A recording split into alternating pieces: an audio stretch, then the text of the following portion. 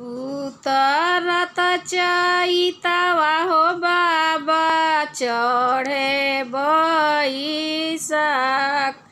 उतरत चैतवा हो बाबा चढ़े बैसाख।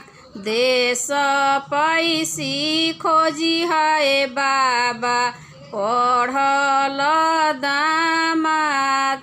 देश पैसी खोजी है बाबा पढ़ल दामाद।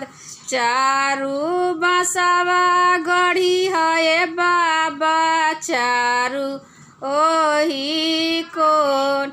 एक बसवा गढ़ी है बाबा बेदिया के बीच।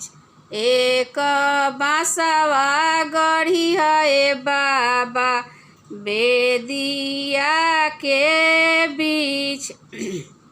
चारू कलश धरी है बाबा चारू ओही कोन।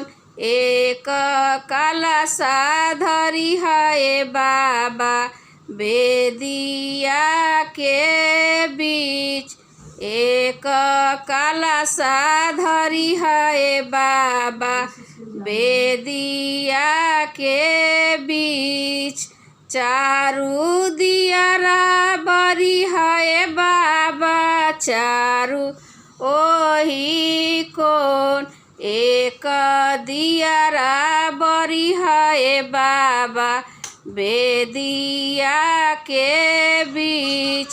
एक ओरिया बैठे हो बाबा नई हर के लोग। एक ओरिया बैठे हो बाबा ससुरा के लोग।